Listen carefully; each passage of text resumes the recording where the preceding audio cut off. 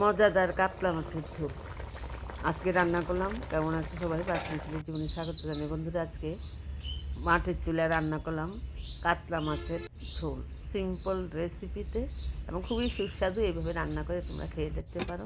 প্রথমে মাছগুলি ধুয়ে লবণ হলুদ মেখে নেব এবং কড়াই চাপিয়ে তেল দিয়ে সয়াবিন তেল দিয়ে ভেজে নেব।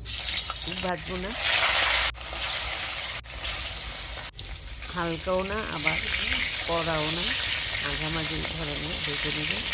মাছটা যেন ঝুলে ঝুলে না যায় এই জন্য একটু ভেজে নেব। ভাজাটা খুব কড়া হবে না, তারপরে খুব হালকা হবে না, এই ভেজে নেব। মাছটা একে একে আমি ভেজে নামিয়ে নিচ্ছি। শীতের দিনে মাটির চুলায় রান্না চমৎকার স্বাদের হয়। ভেবেছিলাম ফুলকপিতে রান্না করবো না, ফুলকপিতে দিয়ে খেয়েছি আর ফুলকপি আসছে না, আজকে ভাবলাম অন্যভাবে রান্না করবো, তাই চলে আসলাম অন্যভাবে রান্না করব। গ্যাসেরও প্রবলেম, তারপর গ্যাসও থাকে না। মাটির চুলায় এখন প্রায় রান্না করতে হবে। তেজপাতা দিয়ে যেন তেজপাতা দিয়ে তেজপাতা থেকে নিয়ে দিয়ে দিবে আদা বাটাটা একটু কাঁচা গন্ধ না ছাড়া পর্যন্ত ভেজে নিই। দিয়ে দিব তারপর জিরা বাটা, মরিচের গুঁড়া, হলুদ গুঁড়া, সামান্য জল দিয়ে মশলাটা কষিয়ে দেবো এবং দিয়ে দেবো স্বাদ অনুযায়ী লবণটা দিয়েও কষিয়ে নেব কিছুক্ষণ।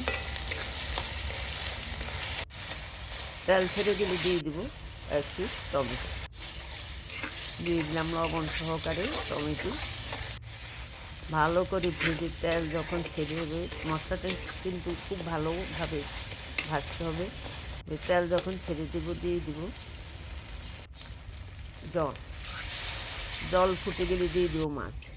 খুব একটা আহামরি কোনো মশলা ব্যবহার করে সাধারণ সিম্পল রেসিপিতে এইভাবে শীতের দিনে মাটির চুলে রান্না করে খেয়ে দেখবে বাটা মশলা দিয়ে। আমি যদি হলুদ মরিচের গুঁড়া দিয়েছি, কিন্তু অন্যান্যগুলি বাটা মশলা দিয়েছি, খুবই টেস্ট হয়েছিল। এবার ঢেকে 5-10 মিনিট রান্না করে নেব। কাঁচামরিচ কয়েকটা দিয়ে দিলাম এবং নামানোর আগে সামান্য গরম মশলা গুঁড়ো দিয়ে দেব।